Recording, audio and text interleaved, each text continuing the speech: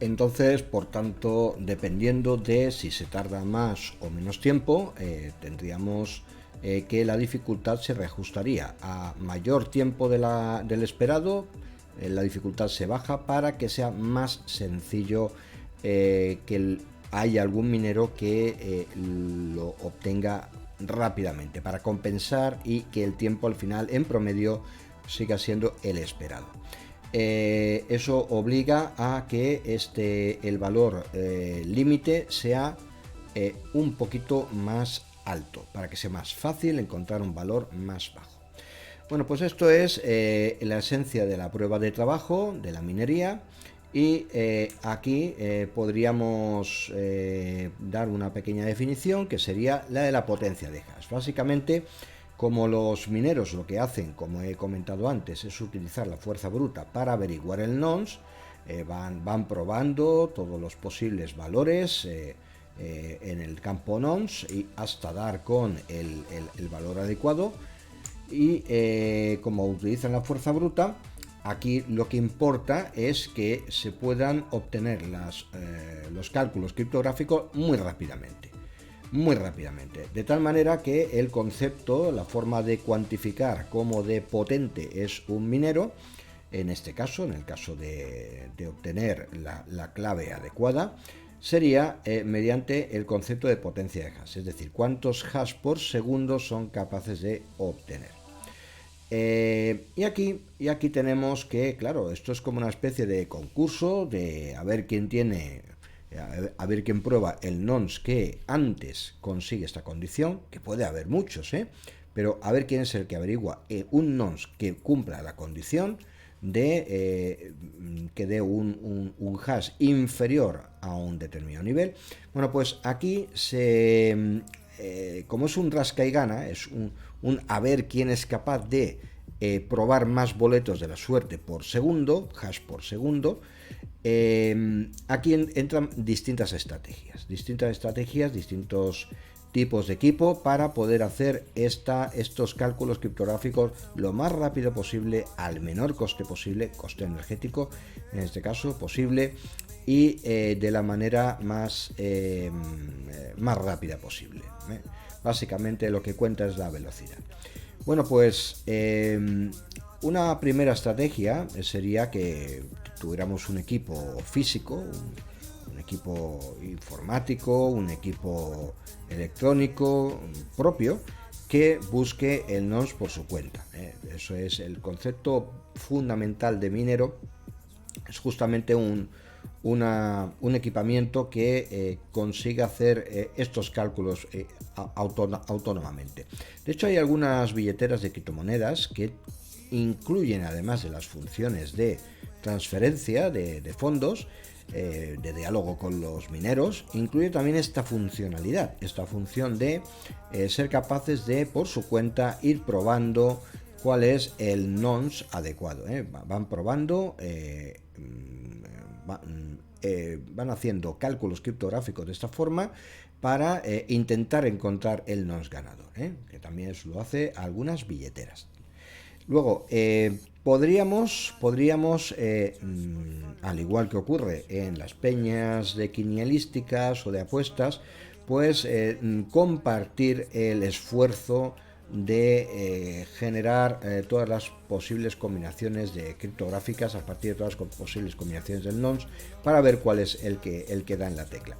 Y de hecho, eso es ese concepto de reunir la potencia, de compartir la potencia y también compartir la recompensa que conlleva, es lo que subyace debajo del concepto de los pools de minería, que son agrupaciones de mineros que cada uno pone en juego la potencia de cálculo, una cierta cantidad de potencia de cálculo, a partir de un ordenador o de un equipo madre que distribuye ese trabajo a todo el mundo y evalúa la cantidad, la contribución de potencia de cálculo que cada cual ha hecho. De manera que proporcionalmente esa potencia de cálculo demostrada genera la distribución.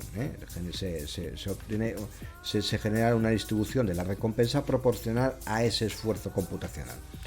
Luego otra opción es equipos en la nube. Son equipos que tiene una persona y que alquila en distintos formatos, ahora lo voy a contar, en distintos formatos a aquel usuario que quiera obtener criptomonedas mediante el descubrimiento de bloques, mediante la minería, la emisión de monedas de minería. En ese caso, se suscitan una serie de fórmulas fundamentales de tipo comercial.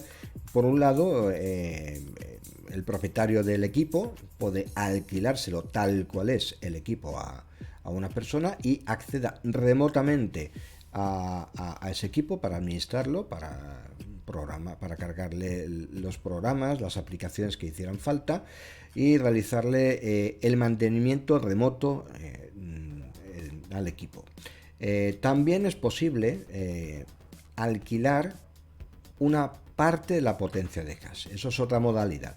Es decir, el propietario del equipo en la nube ofrecería servicios de venta o alquiler.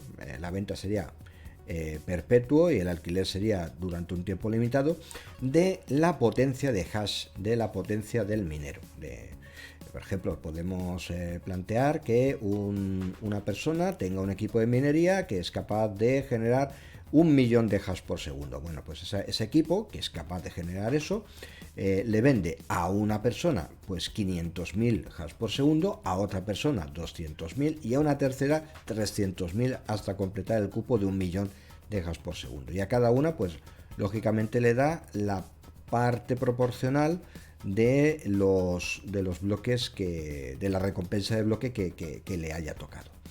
Bueno, pues eso es una modalidad de tener los equipos que sean propios, que tenga un equipo que solamente realice cálculos criptográficos porque hay un ordenador madre, un equipo madre que reparte los nonce posibles a probar, y otro que es equipos en la nube.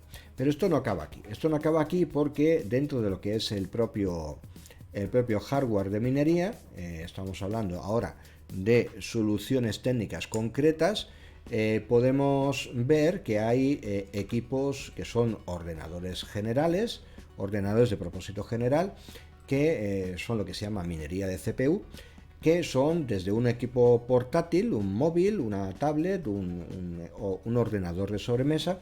Es simplemente un ordenador de los que habitualmente estamos acostumbrados a manejar.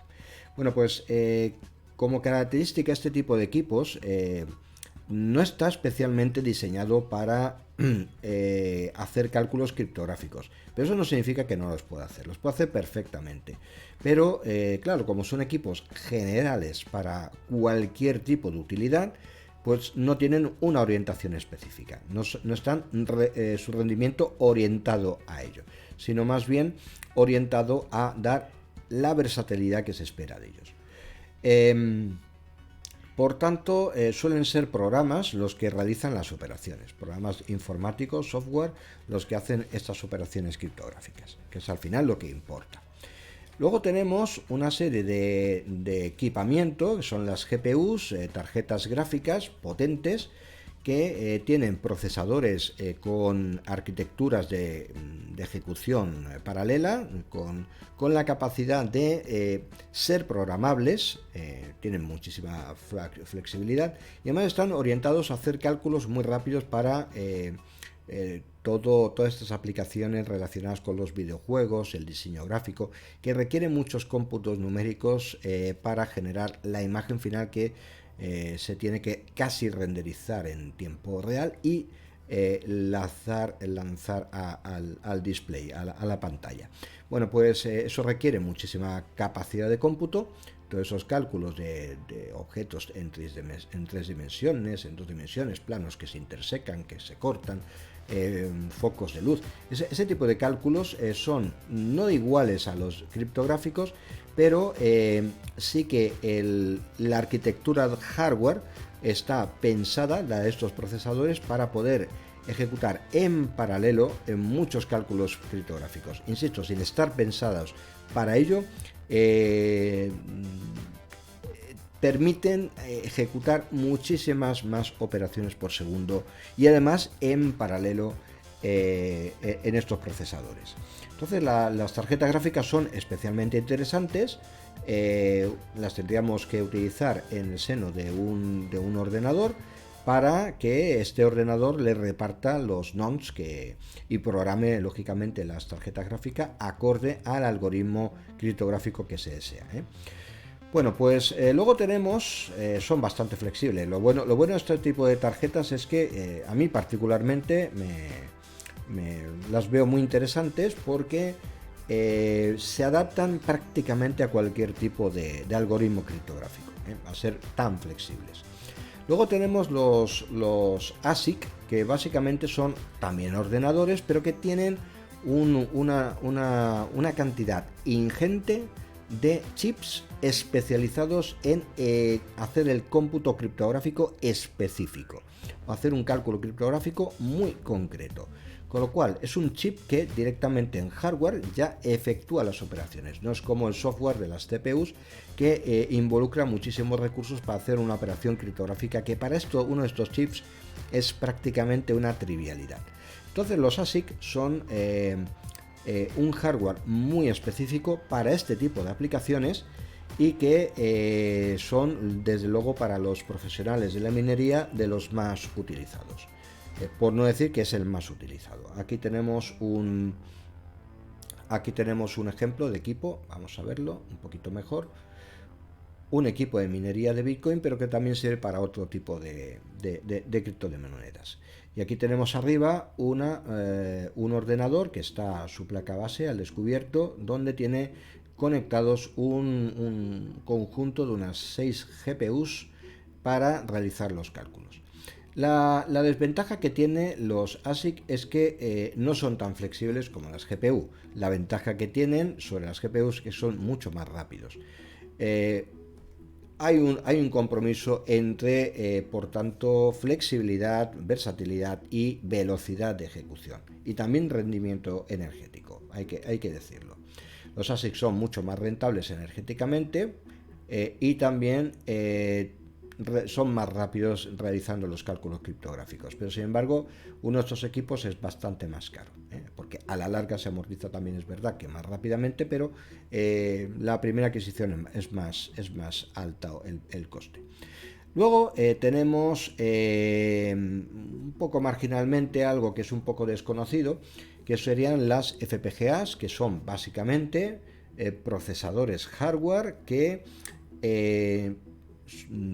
admiten un alto grado de flexibilidad en las operaciones de cómputo que se pueden conseguir realizar con ellos. Son altamente programables y son bastante rápidos. Es decir, sería un intermedio entre los ASIC y la GPU. La GPU tiene unos procesadores que ya son como son y no son absolutamente nada programables, pero el software le da la flexibilidad a el tipo de operaciones que esos procesadores paralelos tienen. Y los ASIC son absolutamente rígidos, sirven para lo que sirven y no se puede cambiar la función que tienen. Sin embargo, las FPGAs es como un ASIC que yo puedo configurar las operaciones matemáticas hardware como yo quiera, y tiene esa flexibilidad, pero tiene esa flexibilidad hasta cierto punto. La puedo conseguir transformar en algo parecido, solamente parecido a una GPU. Lo bueno es que son muy eficaces desde el punto de vista energético.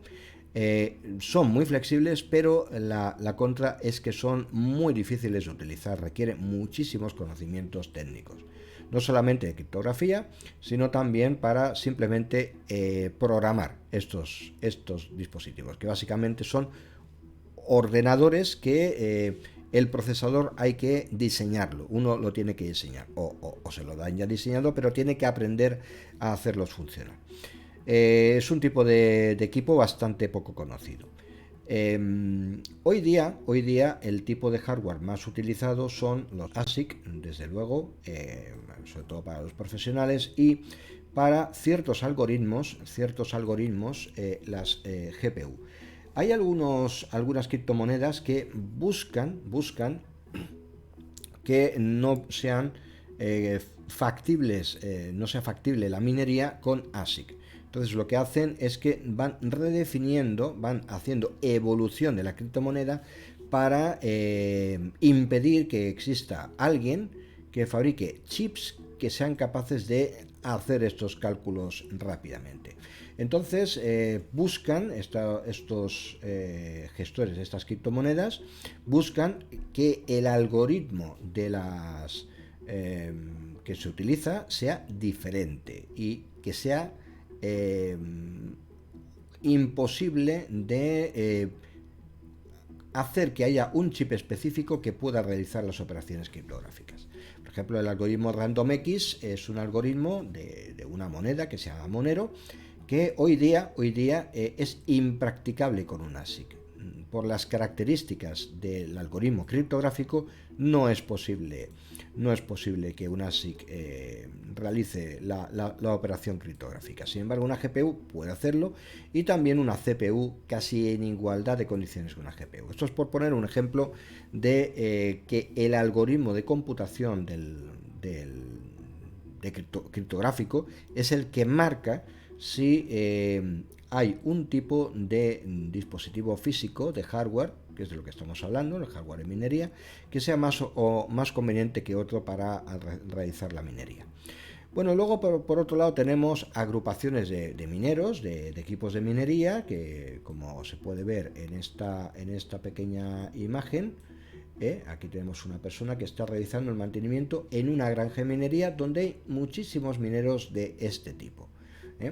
Esto lógicamente requiere unas instalaciones capaces de evacuar el calor sofocante que generan estos equipos, aparte del ruido estruendoso que genera, y lógicamente hace falta una ventilación especial y también una distribución de suministro eléctrico muy especial, de muchísima capacidad. Bueno, con esto concluyo ya con este pequeño repaso a la minería de criptomonedas, pero simplemente quiero comentar que existen muchísimos otros campos, muchísimos otros aspectos sobre minería que valdrá la pena hacer algunas emisiones como esta, algunos vídeos, por ejemplo, sobre cómo ganar dinero con la minería, qué equipos hacen falta, a qué gastos nos tenemos que enfrentar, qué criptomonedas son las que podemos minar y de qué manera puedo yo convertir esas criptodivisas en dinero fiat, dinero convencional, del que estamos ahora mismo acostumbrados a manejar. Aunque no es necesario a nadie obliga a que se produzca esta conversión. Depende del nivel de confianza que se tenga en las criptomonedas. Luego también cómo funcionan los pools de minería, de los cuales he dado una serie de pinceladas simplemente en esta pequeña emisión divulgativa. Y hay una serie de aspectos sobre cómo conectarse, los shares, las distintas fórmulas de pago a los participantes del pool de minería y qué criterio utilizar para elegir un pool. Luego, no menos importante es la elección de la moneda que se desea minar. Hay muchísimas monedas, en qué momento es más adecuado minar, en cuál no, qué es esto del halving de las criptomonedas, que afecta bastante a la conveniencia o no de minar una moneda u otra, y la minería en la nube, si es un buen recurso, qué riesgos tiene, qué riesgos no tiene, qué prácticas hay, qué buenas y malas prácticas hay, que las hay, y el análisis de la cotización de las monedas, que también hay que tenerlo en cuenta a la hora de elegir qué moneda minar. No vale, por ejemplo, la pena minar una moneda que sabemos que se nos va a desplomar su valor en más o menos breve. Poco tiempo. Luego también diversos vídeos técnicos sobre cómo minar con un ordenador normal, qué criptomonedas minar y cómo instalar el software, y cómo minar con equipos basados en GPU y con equipos de ASIC. Eso ya son, digamos, otro tipo de material que ahora mismo pues no es en este pequeño vídeo introductorio, pues no es el que yo quiero ahora en estos momentos tratar. Bueno, pues esto es todo. Si alguien tiene alguna pregunta, estaré encantado de resolverla. Simplemente déjalo en los comentarios y yo responderé a la mayor brevedad. O si no, como siempre digo, nos vamos a ver en el próximo.